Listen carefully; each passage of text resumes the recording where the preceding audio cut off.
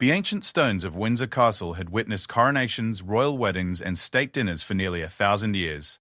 But on this crisp autumn evening, something unprecedented was about to unfold within its historic walls. The Queen's private secretary nervously adjusted his tie as he watched dozens of Hollywood's biggest stars step out of luxury cars, their designer gowns and tailored suits glittering under the carefully positioned spotlights. What had started as a simple charity film screening 6 months ago had somehow transformed into the most exclusive entertainment event of the decade. A-list celebrities who typically commanded millions just to attend premieres were now walking through the same corridors where Henry VIII once roamed, all because of one phone call that changed everything. The irony wasn't lost on anyone present. In an age where royal traditions were constantly questioned and Hollywood glamour seemed to overshadow everything else, here was a moment where both worlds collided in the most spectacular way possible.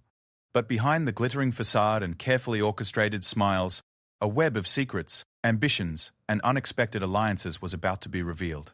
As the King and Queen prepared to make their grand entrance, none of the guests realized they were about to become part of a story that would be talked about for generations. The red carpet stretched before them like a bridge between two worlds, and tonight, someone would have to decide which world they truly belonged to. Lady Catherine Morrison had been the Queen's personal assistant for 12 years, but she had never seen her employer this nervous. Standing in the ornate mirror of the Queen's private chambers, Her Majesty adjusted her diamond tiara for the 4th time in 10 minutes. The weight of the evening ahead seemed to press down onto her shoulders like the heavy royal robes she wore during state occasions. "Your Majesty, perhaps we should review the guest list one more time," Catherine suggested gently, holding a leather-bound folder that had been updated 17 times in the past week. The Queen turned from the mirror, her expression a carefully maintained mask of composure that Catherine had learned to read like a book. "No, Catherine, I think I've memorized every name, every face, and every possible conversation topic," the Queen replied, her voice carrying a hint of something that might have been excitement or dread. "Tell me honestly, do you think we've made the right decision?" The question hung in the air like morning mist over the castle grounds. 6 months earlier, when renowned film director Marcus Blackwood had approached the royal household about hosting a charity premiere at Windsor Castle, it had seemed like a simple enough request. Blackwood's new film, Crown of Hearts, was a romantic drama about a fictional European royal family, and the proceeds were meant to benefit children's hospitals across the Commonwealth. What could be more appropriate? But as word of the royal screening spread through Hollywood's elite circles, what began as a modest charity event had grown into something entirely different. Phone calls from agents, managers, and publicists flooded the Royal Communications Office. A-list celebrities who had never shown interest in royal causes suddenly expressed passionate commitment to the charity. The guest list swelled from 50 to 250 of the most famous faces in the entertainment industry. Catherine remembered the morning when everything changed. She had been sorting through the Morning Post when the Queen's private phone rang.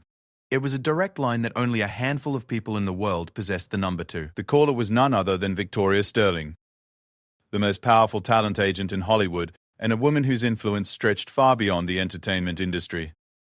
"Your Majesty," Victoria's smooth voice had purred through the phone, "I understand you're hosting a little film screening." How wonderfully quaint. The pause that followed was pregnant with meaning. "I do hope you won't mind if some of my clients express their enthusiasm for your chosen charity. After all, we wouldn't want such a noble cause to go unnoticed." That conversation had lasted 47 minutes, and by its end, the Queen had agreed to expand the evening into a full red carpet premiere. Victoria Sterling would coordinate with Hollywood's top event planners, ensuring that the evening would be appropriately spectacular for both royal dignity and entertainment industry expectations. The catch, which Victoria mentioned almost as an afterthought, was that her agency would handle all publicity and media coverage. The royal family would maintain their dignity, and Hollywood would get its exclusive access to the most private royal residence in England. Now, as Catherine watched her employer prepare for an evening that had spiraled far beyond anyone's initial vision, she wondered if they had inadvertently opened Windsor Castle's doors to forces they couldn't control. The guest list read like a who's who of Hollywood royalty, Oscar winners, box office champions, and social media influencers whose combined following exceeded the population of most countries. Down in the castle's Great Hall, an army of caterers worked with military precision to prepare what was being called the most exclusive dinner party of the decade. The menu had been planned by 3 Michelin-starred chefs, each representing a different culinary tradition, while the wine selection included bottles from the Queen's private cellar that had been aging longer than most of the evening's guests had been alive. Marcus Blackwood himself had arrived that afternoon, looking simultaneously thrilled and terrified by what his simple request had become. A tall, lanky man with prematurely grey hair and intelligent eyes, he had directed some of the most critically acclaimed films of the past decade, but nothing had prepared him for the circus that now surrounded his latest work. His film, Crown of Hearts, was a deeply personal project, inspired by his late grandmother's stories about working as a seamstress for minor European nobility in the 1950s.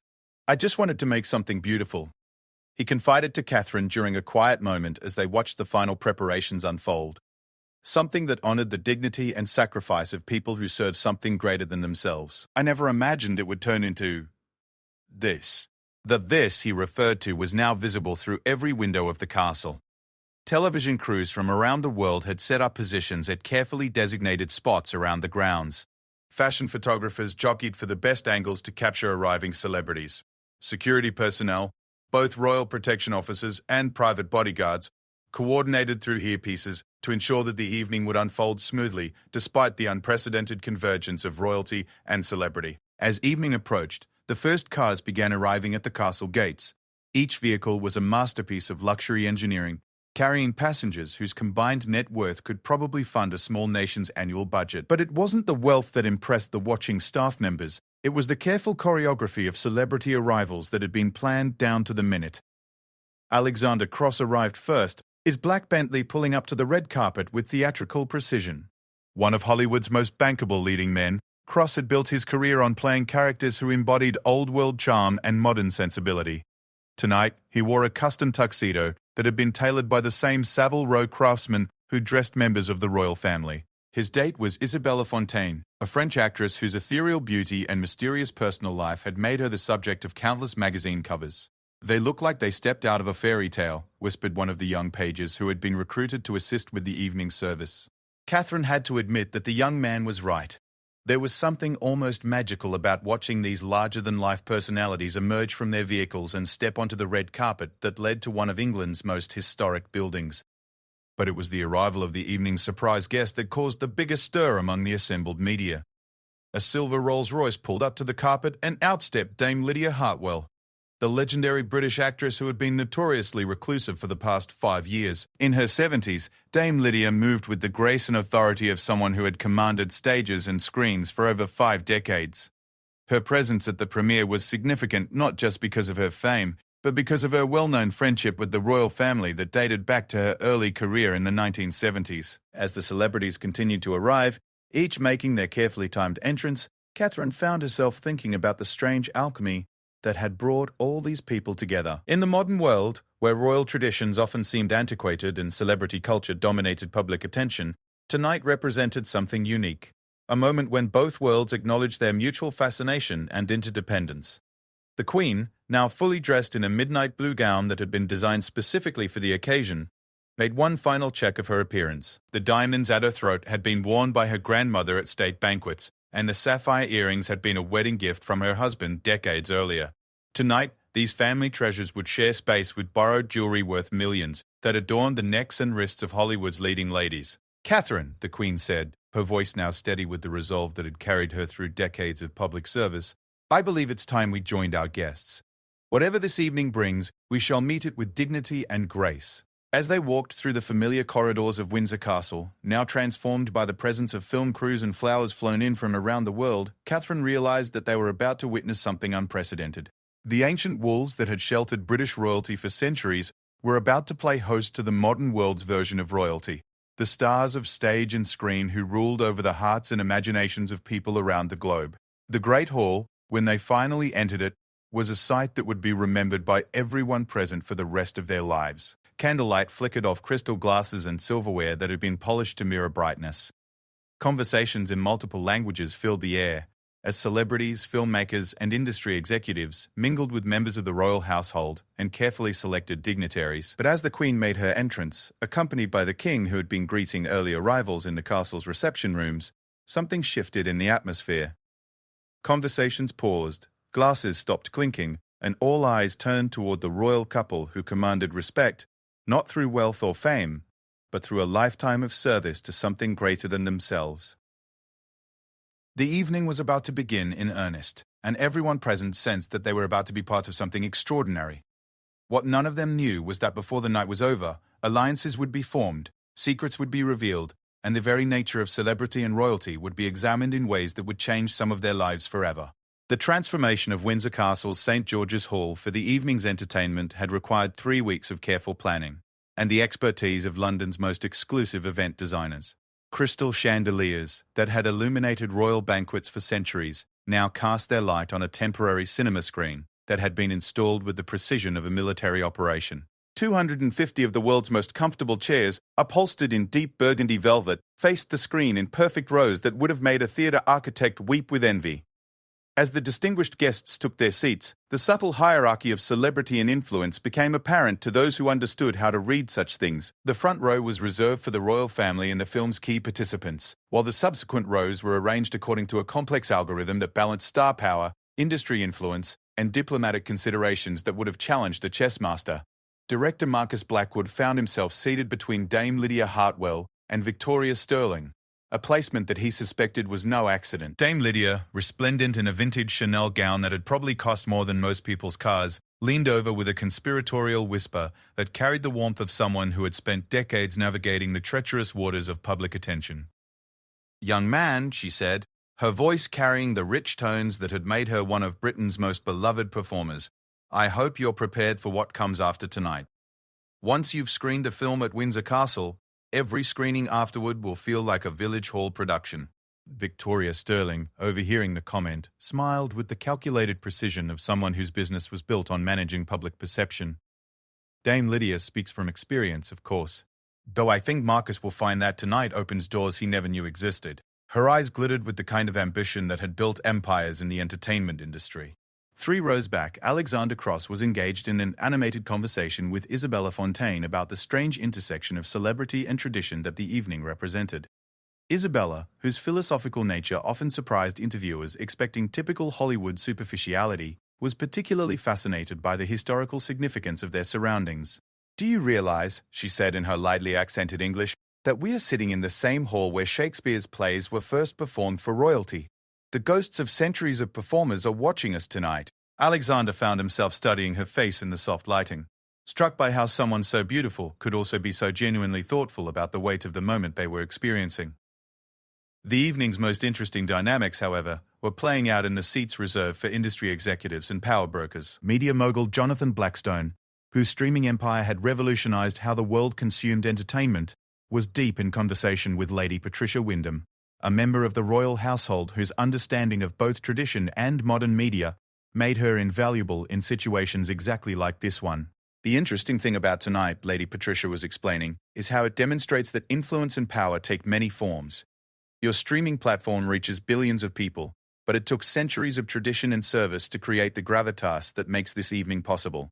Blackstone, a man whose business success had been built on disrupting traditional media models, found himself genuinely intrigued by the perspective. "I've spent my career arguing that technology and innovation trump tradition every time. But sitting here, I'm beginning to understand that some things can't be replicated or replaced." As the lights dimmed and the evening's main event prepared to begin, a hush fell over the assembled crowd that would have been the envy of every theatre director in the world. This was an audience that had attended countless premieres, award shows, and exclusive screenings, but the combination of the historic setting and the carefully curated guest list had created an atmosphere unlike anything any of them had experienced before. The Queen rose to address her guests, her presence commanding immediate and complete attention. Even in a room filled with people who were accustomed to being the center of attention wherever they went, her natural authority was unmistakable. "Tonight," she began, her voice carrying clearly through the hall without need for amplification, "we gather not merely to watch a film, but to celebrate the power of storytelling to bridge different worlds and bring people together in common cause." Mr. E. Blackwood's work reminds us that, at our core, whether we wear crowns or appear on screens, we are all united by the fundamental human experiences of love, duty, sacrifice, and hope. The applause that followed was unlike the enthusiastic but somewhat performative clapping typical of Hollywood events. This was respectful, warm, and genuine, the sound of people who recognized they were part of something special and significant. Marcus Blackwood stood to introduce his film, and Catherine noticed from her position near the back of the hall how the director's nervousness had transformed into something approaching awe. "Your Majesty's distinguished guests," he began, his voice stronger than she had heard it all day. When I wrote the story, I was thinking about the ordinary people who serve extraordinary institutions, and how their quiet heroism shapes the world in ways that often go unrecognized. I never imagined that the film would premiere in a setting that so perfectly embodies those very ideals. The opening credits of Crown of Hearts began to roll, and for the next 2 hours and 17 minutes, the most exclusive audience in the world was transported into the story of Elena, a young woman who becomes lady-in-waiting to a fictional European princess during the turbulent years following World War II. The film was a masterpiece of subtle storytelling, exploring themes of duty, sacrifice, and the complex relationships that develop between those who serve and those who are served. But it was during the film's most emotionally powerful scene, a moment when Elena sacrifices her own happiness to protect her princess from a scandal that could destroy the monarchy, that something unexpected happened. Catherine noticed that several of the celebrity guests were crying, not with the controlled emotion of professional performers, but with the genuine tears of people who had been deeply moved by what they were witnessing. Dame Lydia Hartwell was wiping her eyes with a handkerchief that looked like it might be a family heirloom, while Alexander Cross sat transfixed, his usual leading man composure completely abandoned as he lost himself in the story unfolding on screen. Even Victoria Sterling, whose reputation for emotional calculation was legendary in Hollywood circles, seemed genuinely affected by the film's portrayal of loyalty and sacrifice. The most surprising reaction, however, came from someone whose presence at the evening had been kept secret until the last moment. Prince William, the heir to the throne, had quietly taken a seat in the back row just as the film began. Catherine watched as the future king became increasingly absorbed in the story, particularly during scenes that explored the personal cost of public duty, themes that resonated deeply with someone whose entire life had been shaped by the expectations and responsibilities of royal birth. As the film reached its climactic scene, where Elena makes the ultimate sacrifice to preserve the institution she has served her entire life, the silence in the hall was so complete that Catherine could hear the soft whir of the projection equipment. This was not the typical premiere audience checking phones and whispering to companions, but a group of people who had become completely invested in the story being told. The final scene of the film showed an elderly Elena, now in her 70s, watching a royal wedding from the crowd outside the cathedral.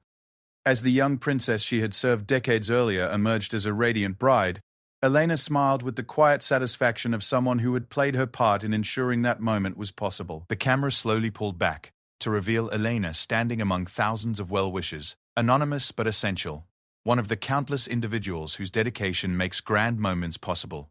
As the credits rolled and the lights slowly came up, the silence continued for several long moments. This was not the immediate explosive applause typical of Hollywood premieres, but something deeper and more thoughtful. When the clapping finally began, it built gradually into something that felt less like entertainment industry appreciation and more like the kind of recognition reserved for truly significant artistic achievements. Marcus Blackwood found himself overwhelmed not just by the positive reception, but by the realization that his film had somehow become a bridge between two worlds that rarely intersected so meaningfully. The story he had crafted about fictional characters had somehow illuminated truths about service, sacrifice, and the relationship between public figures and those who support them that resonated powerfully with an audience that included both real royalty and entertainment royalty. As the guests began to move toward the adjoining room where dinner would be served, conversations buzzed with the kind of intellectual excitement that comes from experiencing something that challenges and elevates rather than simply entertaining. Industry executives were discussing the film's artistic merits with the same passion typically reserved for box office projections, while celebrities found themselves engaged in thoughtful conversations about the nature of public service and private sacrifice. The evening was far from over, but already it was clear that something significant had occurred within the ancient walls of Windsor Castle. A film about fictional royal service had somehow created a moment of genuine connection between people whose lives were typically defined by the barriers between them. As they prepared to share a meal that would extend their conversations well into the night, none of them realized that the evening's most dramatic moments were yet to come. The state dining room at Windsor Castle had hosted kings, queens, presidents, and prime ministers throughout its illustrious history, but never had it welcomed a gathering quite like the one that assembled for dinner following the premiere of Crown of Hearts. The room, with its magnificent portraits of royal ancestors gazing down from gilded frames, provided a backdrop that reminded everyone present of the weight of history and tradition that surrounded them. The dinner seating had been arranged with the diplomatic precision of a peace treaty negotiation. Round tables of 8 had been positioned throughout the room, each carefully composed to encourage interesting conversations while avoiding potentially explosive combinations of personalities. The Queen and King occupied a table with Marcus Blackwood, Dame Lydia Hartwell, and several distinguished guests whose presence had been requested specifically to honor the film's themes of service and dedication. At a nearby table, Alexander Cross found himself seated next to Lady Patricia Wyndham, whose encyclopedic knowledge of royal history and protocol made her an unexpectedly fascinating dinner companion. Their conversation ranged from the challenges of public life to the evolution of celebrity culture, topics that revealed unexpected parallels between the lives of movie stars and members of royal families. The interesting thing about fame, Lady Patricia observed as the first course was served, is how it creates a barrier between you and genuine human connection. People see the role you play rather than the person you are. I imagine that's something you understand quite well.